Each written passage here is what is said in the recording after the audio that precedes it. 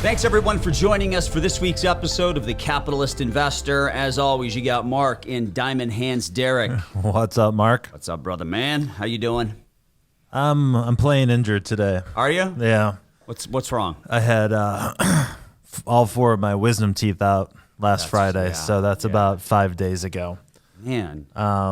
And this is a much bigger deal than I thought it was going to be. You're 6'5". You can't fit wisdom teeth in your mouth, dude? Yeah, so they fit in just fine. But I had some cavities in them. Oh, yeah. And it's hard to get back there and brush. So they said, this is going to be a problem, so you might as well just take them out. So I was like, all right, sure. All at once sucks, huh? Yeah, my grandfather was a dentist, so, I got to be tough about, getting teeth removed. So I was like, yeah, fine, no problem at all. But yeah, it was pretty rough, man. I'm not going to lie. Yeah. I do feel better today. I had a client meeting yesterday. I was able to get through that one, but over the weekend, I basically couldn't talk. That sucks, dude. Yeah. It's probably really swollen. Yep. So, I got mine done one at a time back in the day, so that was easy. Nice. I was always fine, but all 4 at once, man, that can't be fun. But other than that, doing well. Good. How about you, man? Well, hey, man, it was over 80 degrees yesterday after snowing a week before that. So, that makes me happy. It puts me in a good mood. Yep. Plus, we get to talk crypto today, which is always fun. Yeah. And everyone likes to hear about crypto. Yeah, for sure. I don't care if you've got $1,000 to your name or $1 million to your name. You're interested in where crypto might go. Yeah, absolutely. Right? So, D, I was thinking for today's show, let's just kind of go through... the last time we did a show on crypto, I want to say Bitcoin was trading at around 20,000. Yeah, that sounds about right. And now it's up to like 55,000.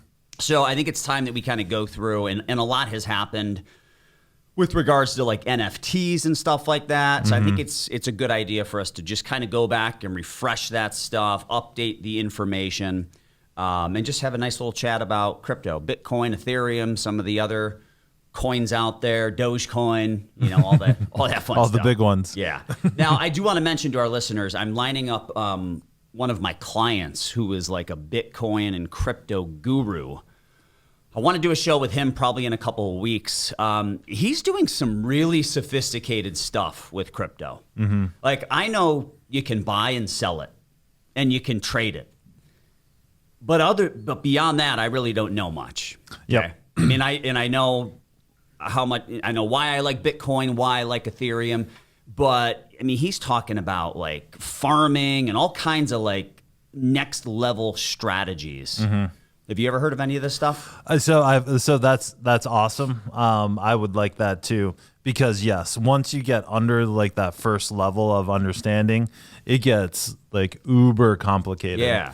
So look, I don't know enough about it, but his name's Jeremy, so we'll get Jeremy on a show in a couple of weeks, and he'll explain it. He's explained it to me, and I can't remember, so he's going to have to explain it to all of our listeners. But the basic gist of, I think it's the farming strategy that he was talking about. And there were like maybe 3 or 4 different concepts he mentioned, and I don't remember what they were called. But there was one particular strategy where, like, if you hold Ethereum, you can like loan it out back to the wallet company or something like that.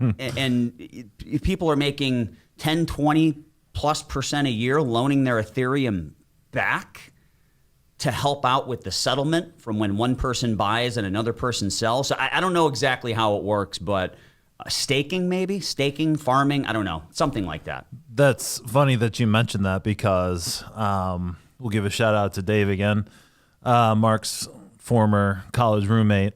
So we got time for a little story? Yeah. So basically, I have been dabbling in these Top Shot basketball cards, basically. Yeah. So it's essentially NBA Top Shot is essentially using the blockchain technology to essentially create a marketplace for like highlights from basketball players. Okay. So like there's a LeBron James, he's dunking the basketball in the All-Star game. Top Shot puts out, basically 1,000 numbered cards. Yep. They put them in packs. You buy packs, and then you can sell them on the marketplace. That I happened to pull a LeBron James in one of the packs that I got, nice. And it's essentially trading for like $1,000. Okay. So So that's pretty cool, right? But once you get in there, there's lots of different cards. The price movements are fast. But anyway, Dave got a LeBron card. He sold it for $600. Tried to pull the money out in Ethereum, ETH. Okay. But what he did was apparently he sent it to a Coinbase wallet instead of just the Coinbase. It's so technical. I know. So I had no idea what he was talking about until a few minutes ago when I actually looked into it. So the Coinbase system. So if you download the Coinbase app on your phone, it is a centralized system. So it's essentially, it stores your crypto, but it's also a trading platform essentially. If you move it off of that, it becomes decentralized. Okay. So, meaning you can have it on like a flash drive. If you've ever seen that in, TV shows or movies or things like that. So when it's decentralized, to get it back into the Coinbase world, you have to pay a miner's fee to get it back into their platform. Oh man, so there's always miners. Yes. So I understand the mining process a little bit. I understand that it's really the miners that are facilitating all the transactions. But beyond that is where it gets uber complicated, and I'm kind of out on. There's next level stuff that I just look. And we're going to go through and we're going to talk about what we're specifically doing with crypto and why we like it, and I've got the thesis on why I like the specific crypto coins, but I don't know how to leverage them to make even more money. Right. That's above my pay grade. So we'll bring in Jeremy to help with that. Awesome. All right, so let's kind of get into where the crypto market is right now. Yep. So the crypto market just surpassed $2 trillion for the first time. I think it's about doubled this year, which is pretty impressive. Coinbase, the major wallet for holding crypto, IPO'd a couple weeks ago. I think it was targeted at about $250 a share, came out at more like $350-ish a share. Now it's maybe right around $300. Yep. Okay. So I guess it was above its estimated price, but below its initial trading price. Because I called it an IPO. It was not an IPO. It was a direct listing. Yep. They're all IPOs to me because they're new securities, but technically it was a direct listing.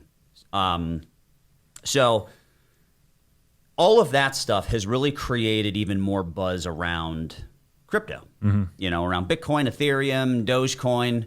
And then you've got some of the under the radar coins as well, like XRP and all that stuff, Chainlink. I have heard now of 2 NFL players specifically, Russell Okung. Yep. Offensive lineman. And then there was somebody yesterday, or a week ago, I don't know, within the last week or so. Trevor Lawrence. I didn't hear about Trevor Lawrence. I heard about someone else who was taking their paycheck in Bitcoin or something like that. But so tell me about what's up with Trevor Lawrence. What's he doing? So he just inked a new deal with Blockfolio, and basically, he is the new NFL face for Bitcoin, and he got paid for his endorsement in Bitcoin. Yeah. And it's already, and that was, during a dip. So he's already gotten a nice little bonus from that. So, just, one of the, as far as I can remember, one of the first major guys to come out and actually endorse Bitcoin from a business perspective. Okay. So that's pretty cool. Yep. So, you have more and more endorsements. You have more and more companies accepting Bitcoin as payment. So we saw Tesla do it. Right. Which was kind of weird to me, by the way. On a side note, Tesla once again made no money selling vehicles. Another quarter of making $0 selling vehicles. All of their earnings came from selling zero emission tax credits to other automakers and selling Bitcoin. Now, Elon, he goes out there, I don't know, a month, 2 months ago, whenever it was, and he makes the announcement that Tesla is going to accept payment in Bitcoin, which obviously adds to the likelihood of more and more companies adopting Bitcoin as a viable currency. Okay. So when he did that, Bitcoin it had to go up, I don't know, 20, 30%. Like it went up very, very quickly. Substantially. He moved the price. Yeah, no doubt. And then it turns out he sold some. Well, he didn't sell it. Tesla sold it. Right. And that's where their earnings came from. It's just very strange to me, man. You know, very, very, very strange situation where it seems like that's okay. Like it's allowed. It's not illegal. Mm-hmm. I don't know how it's not. Very, very weird, man. It should be. Now, I heard it was only 10% of their holdings, but I don't care. Like, there's got to be some sort of manipulation in there. Right. Right? Like you can't go on TV and you can't go, buy, a bunch of Apple stock 2 weeks before you're on TV. And then your next 2 weeks of TV appearances, you're just pumping Apple stock. It goes up because you're advertising for it on TV, right. 20%, and then you sell all your shares. Yeah. That is not allowed and is very, very illegal. Yeah. And I don't think we're saying that this is, this was Elon's intent. Right. It looks weird. It looks very strange it looks because weird. The big guys tweeting stuff is really what's causing, explosions of different cryptocurrencies, and we'll talk about Dogecoin as well. But it is a strange situation where you're pumping up a specific investment and then you sell any portion of it for a big profit. Yeah. Which, the counter argument is he was just trimming, he was taking profits. That's what a prudent investor would do. And I get that. Mm-hmm. But it's just the whole situation it doesn't look right. Mm-hmm. There's something's weird about it, but whatever. Apparently it's allowed. I'm sure if we did it with Apple stock or some under the radar stock, we'd get in trouble for it. Oh yeah. So, interesting, but obviously he's a big proponent of it. Mark Cuban I heard him talking about how he owns a ton of Ethereum. Mm-hmm. So there are some big name guys out there who are crypto bulls. Right. Are you a crypto bull, D?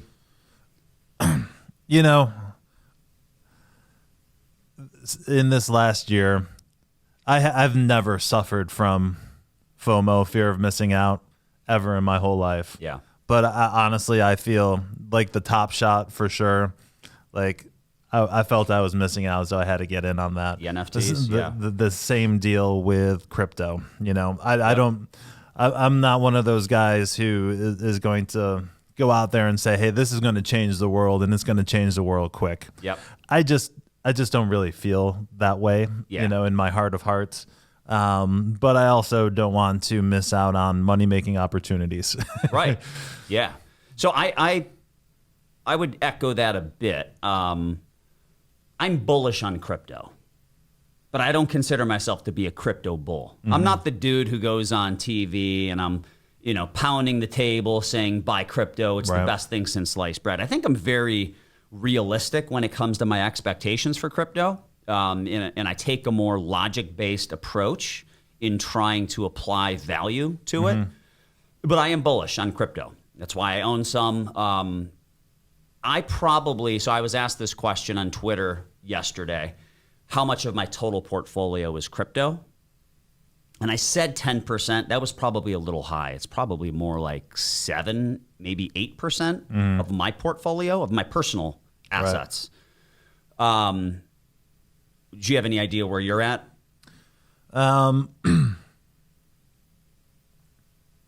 Less than 1%. Okay. And I think what we're recommending for a lot of our clients who are, maybe nearing retirement or already retired is like somewhere around that, like maybe 1%, 2%, 3%, probably max.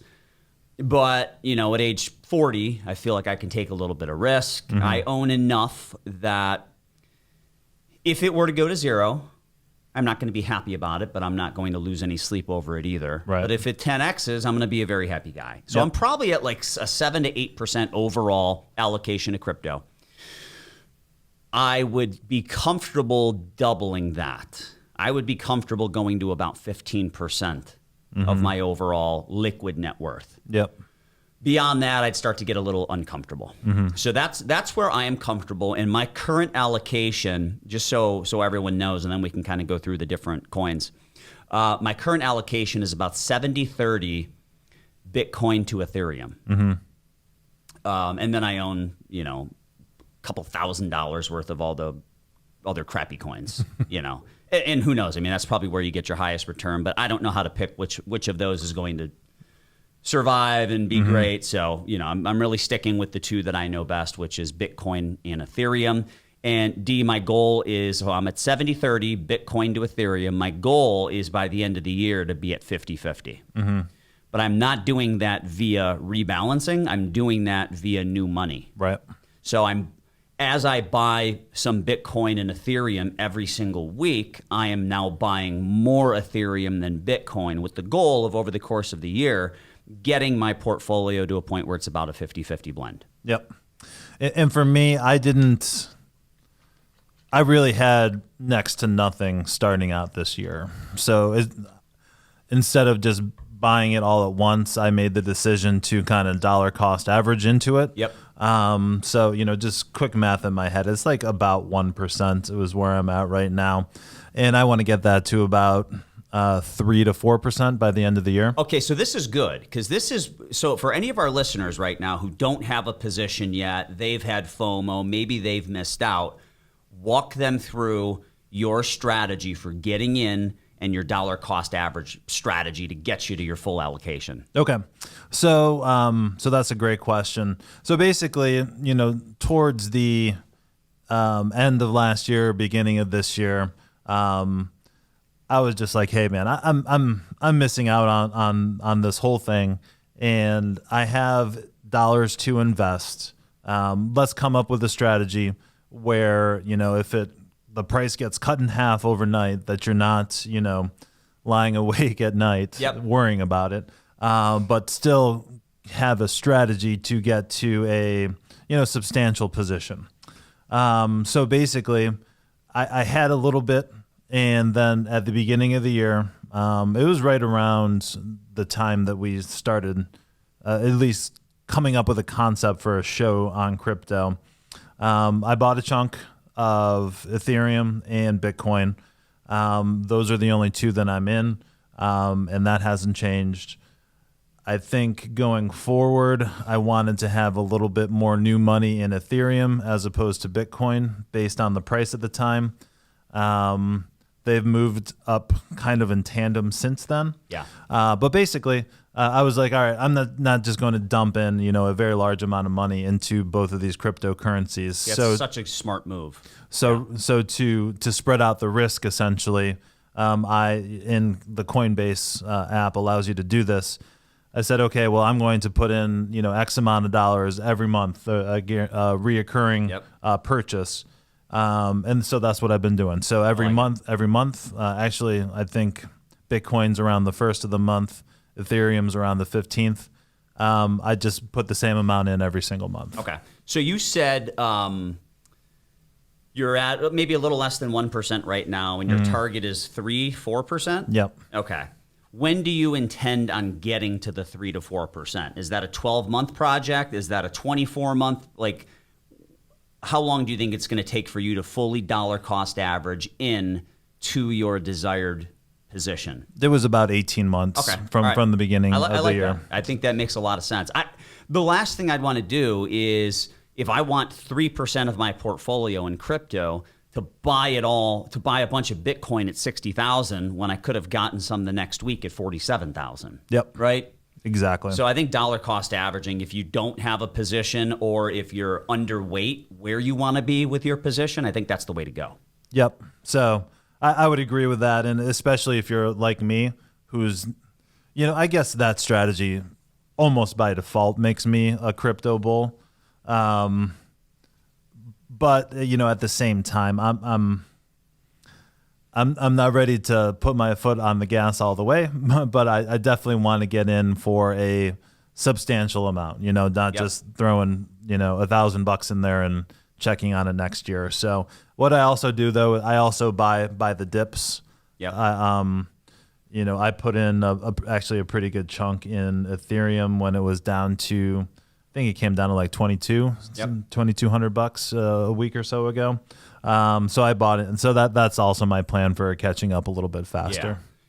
All right, so when you look at Bitcoin and Ethereum, Bitcoin's trading at about 55,000 right now, up about 600% year over year. Ethereum's at a little over 2,700 at the time of the recording of this episode, up 1,300-ish% year over year. So twice the gains in Ethereum. Right. And then I'm sure I could pull up like a Chainlink or an XRP or something that's probably up 3,000%, right? Yep.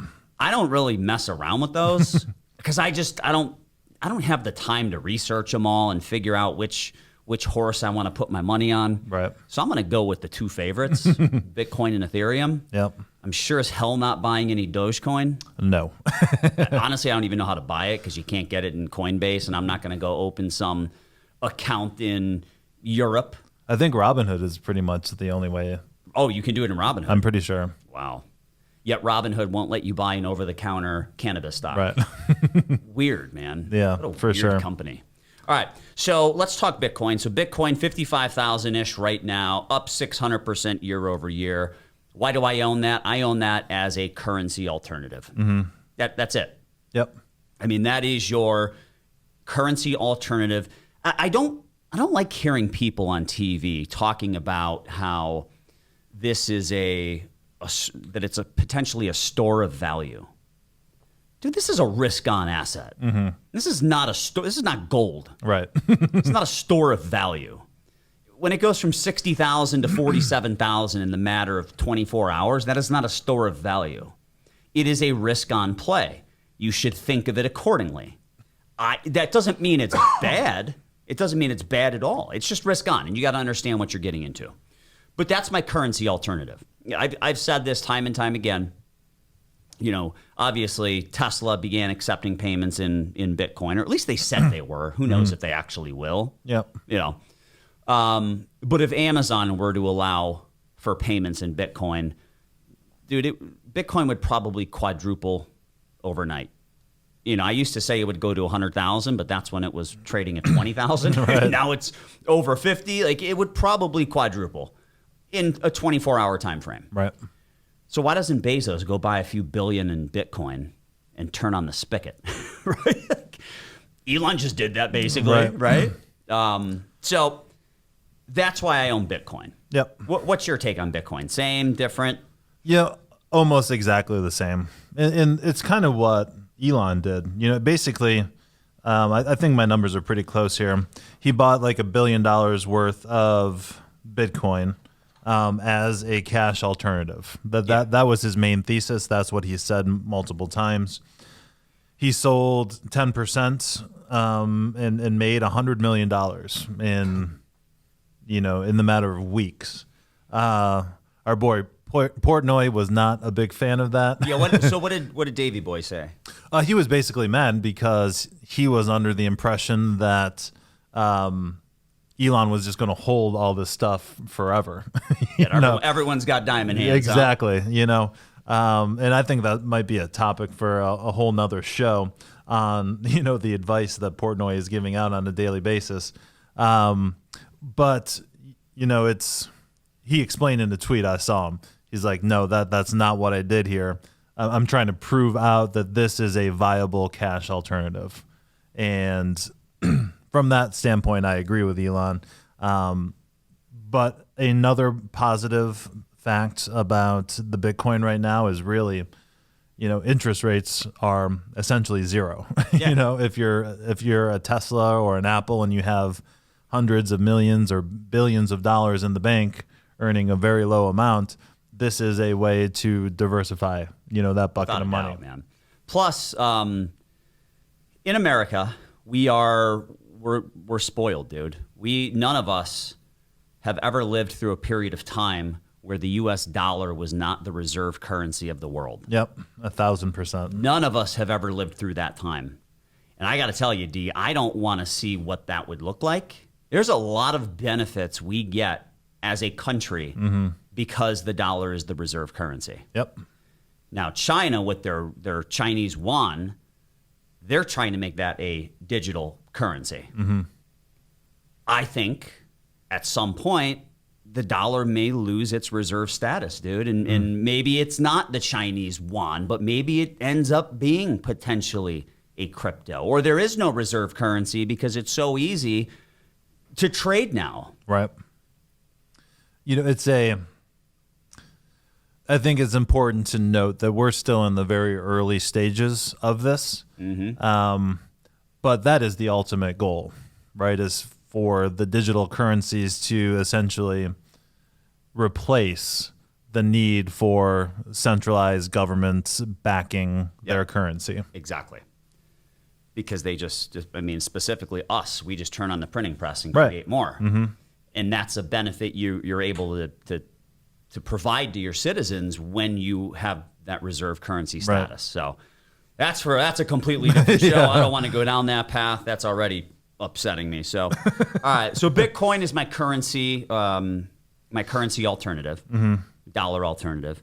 And Ethereum, I hold that. That's the technology behind the NFTs. Right. So it seems like Ethereum's technology is better than Bitcoin's. That's how it seems to me. But Ethereum, you're not seeing it. You don't see it as much. You don't see as many vendors or merchants utilizing that as a currency option. You know, if they're going to allow payment in a crypto, it's typically going to be Bitcoin. Right. So I like Ethereum because of this NFT craze, right? I have not bought any NFTs. I mean, you know my first investing lesson from when I was growing up, buying baseball cards. Oh, yeah. I already made that mistake once in my life. I thought they were going to be worth something, and they turned out to be worth nothing because nobody would actually buy them from me. Right. Didn't matter what Beckett magazine said. So, you know, I'm not going to go down the path of buying the NFTs, but what I've done in my portfolio, D, is I've bought the Ethereum, which is the technology behind it, and I've bought Playboy stock, which is they make money by selling the NFTs to people like me when I was buying baseball cards foolishly as a kid. Right. So those are the two ways I'm playing the NFT space right now. Unfortunately, you know, they're both working out very well. Do you own any? You said you're going 50-50 into Ethereum and Bitcoin? Yep. Okay. I had a little bit more Bitcoin to start, though. So I still have a little bit more Bitcoin, but I'm trying to get it to 50-50. Okay. All right. So we've talked enough about Bitcoin and Ethereum, and most people know about those two. What's your take on Dogecoin and all of these other ancillary coins? Like, let's start with Dogecoin first. So, you know, you asked me if I was a crypto bull. The fact that there's 400 different coins that you can buy and they're all supposedly doing something different is really one of the main reasons that I'm not just like a full-blown crypto bull. It seems like maybe because you don't know what you don't know. Yeah. And it's intimidating to try to figure it all out. Yep. But I have figured out Dogecoin when that became popular to talk about. And it seems like it was completely, totally made up as almost kind of a joke to start. Yeah. And the other fact that I researched was there's no limit to the amount of Dogecoin that can be produced. Okay.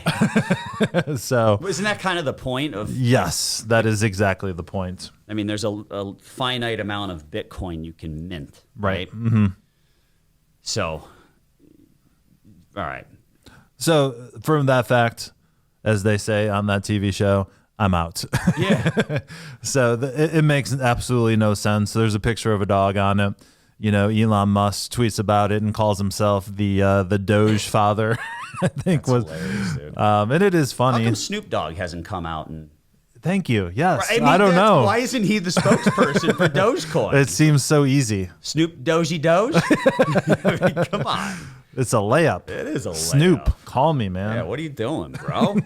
Man.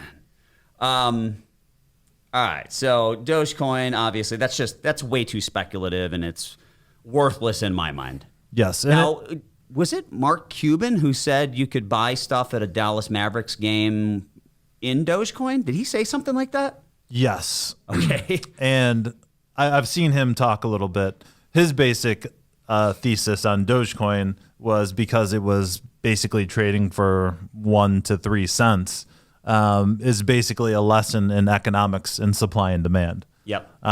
So like I think his son was into it. So from that perspective, he really liked it. Yep. Now it went all the way up to 40 cents, I believe. I think it's around 30 now.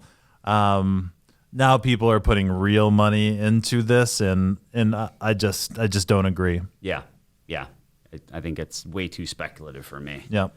The rest of the cryptos, XRP, Stellar Lumens, Chainlink, I own a few of them, like $3-4 grand in each of them. Like, it's just so if it blows up, you don't feel like you missed out. I don't know why I did it, honestly. I really should just get out of it and stick with what I know, which is Ethereum and Bitcoin. So maybe that's the key takeaway here: is stick with what you know. Yep. Do some research on Bitcoin and Ethereum. Those are the two biggest ones. Stick with what you know. And I love Derek's dollar cost averaging strategy. I mean, I think that's the way to do it, man. Pick a timeline, whether it's 18 months, 24 months, and just come up with a strategy for getting in over the course of time. Any other final thoughts, key takeaways? I think even though it's dominating the news, it's pretty big on social media, it's still very early on. And when I think about all this stuff, and stocks included, I often like to think about in the back of my mind, what happens to this if there's a downturn in the economy? What happens to this if, there's a recession? I'm not saying that that's going to happen, but one would figure eventually it would have to happen. Oh, yeah. So, I think if that happened and money gets tight, which is the complete opposite of where it is right now, I think this is the first to go in a lot of people's portfolios. Yep. And when you have an asset like Warren Buffett describes it as, there's really no value to it. It's all the value is all placed on it by demand. Yep. When the demand goes down, is going to go down quickly. The value that is. So, Yep. Just be careful with what you're doing. Come up with a plan. Kind of like I did. And put the right amount of money into it until you feel more comfortable. I agree. Well said. All right, everyone. Thanks for joining us for today's episode. As always, shoot over any questions you may have to info@swpconnect.com. Write us a 5-star review. Shoot us an email with a screenshot of the review to info@swpconnect.com, and we'll get you out some swag.